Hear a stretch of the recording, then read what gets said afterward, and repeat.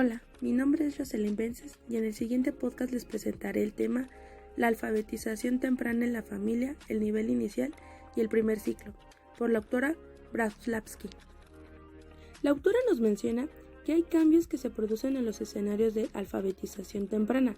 Tienen lugar cuando también se producen cambios críticos en el desarrollo durante la primera infancia, donde no solo tienen importancia las condiciones tan diferentes de cada medio, sino también y especialmente el modo en que el niño las vive. La principal diferencia que caracteriza a la percepción en el ser humano consiste en que al mismo tiempo que toma conciencia de las percepciones externas, toma conciencia de sus propias percepciones y por eso se encarga de sentido. Esto quiere decir que surge la toma de conciencia de sus vivencias y se forman relaciones nuevas del niño consigo mismo. En determinado momento, esas convivencias se reestructuran y se generan las crisis del desarrollo. Existe un consenso generalizado entre los psicólogos acerca de la crisis de los 3 años. Corresponde a cambios con relación a su lenguaje. Deja de hablar de sí mismo en tercera persona para usar el yo. Inicia la toma de conciencia lingüística. Igualmente se reconoce la crisis de los 7 años. Esta crisis pone al niño a producir otras modificaciones orgánicas como el cambio de dientes. También se generan cambios más profundos en la personalidad que suelen definirse como cambios en la conducta. Es la edad en la que desaparecen el sincerismo, dando lugar a una mayor claridad de la percepción. Según Vygotsky, el lenguaje egocéntrico se transforma en el lenguaje interior. Se reconoce formaciones nuevas como el amor propio y la autoestima. La autora nos habla de la alfabetización familiar, que son algunas de las prácticas de alfabetización en el seno de las familias, así como un programa de educación intergeneracional que promueve el desarrollo de la alfabetización y se relaciona con las competencias para la vida diaria. Dentro de la alfabetización familiar hace que los padres tomen un rol frente a la escuela o de su conocimiento y sus prejuicios sobre la misma alfabetización, su proceso y su aprendizaje. Cuando un bebé comienza a balbucear y parece decir alguna palabra, quienes lo rodean lo celebran, lo animan, festejan sus errores y sus aciertos, piensan que está camino de aprender a hablar. Desde muy temprano responden a las voces y a las palabras que escuchan y pronto prestan atención a los gritos, a las entonaciones, a los gestos. Poco a poco va construyendo su lenguaje, a su modo, en su función del lenguaje que se habla en su entorno y que se le dirige a él mismo. En cuanto a la lengua-escritura, no siempre se advierte que el niño desde muy pequeño reacciona a lo que está escrito del mismo modo que a todo cuando ocurre a su alrededor.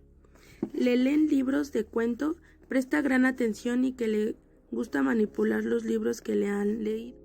Desde muy pequeño al niño le encanta hojear catálogos y revistas, los mira, los rompe, los muerde.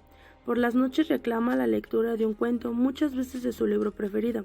En algún momento, depende de su interés o de su ambiente de lectura, lee un cuento que le han leído muchas veces.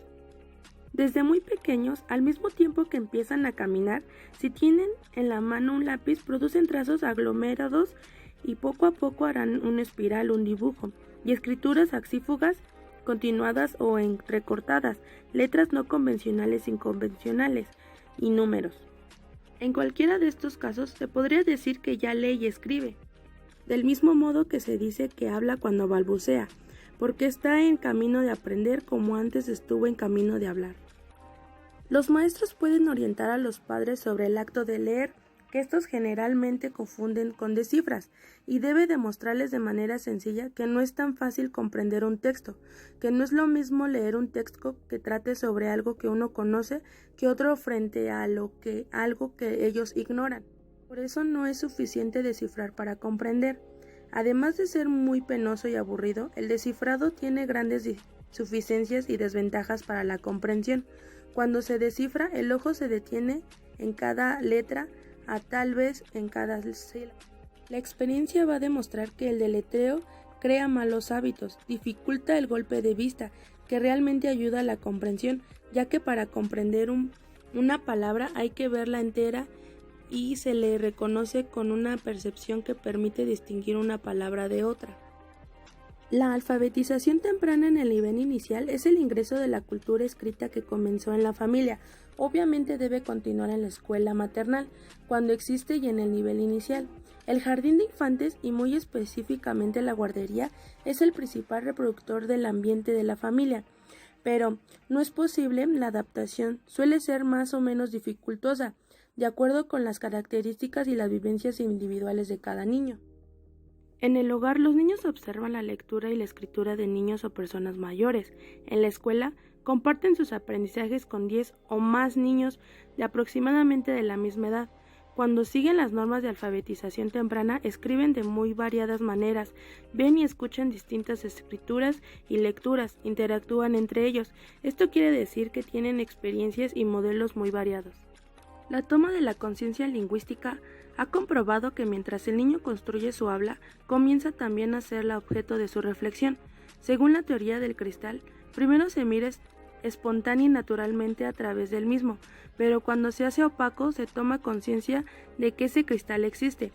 Cuando el niño comienza a hacer el lenguaje un objeto de su conocimiento, inicia su toma de conciencia lingüística como un saber intuitivo que no se formula en definición ni reglas.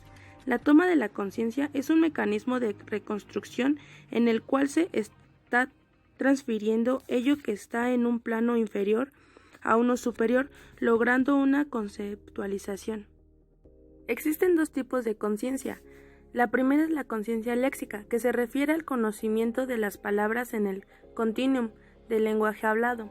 Es una reflexión sobre la producción verbal. Con ella conseguimos que los pequeños tomen conciencia de la oración como una unidad de expresión de ideas, añadiendo palabras a frases u oraciones, modificando su significado. La conciencia fonológica tiene que ver con el reconocimiento de las unidades fónicas de la palabra. Es una reflexión dirigida a comprender que un sonido o foema está representado por un grafema o signo gráfico que a su vez, si las combinamos, forman unidades sonoras y escritas que permiten construir una palabra que posee un determinado significado. Y bueno, esto sería todo por mi parte. Muchas gracias por escucharme. Bye.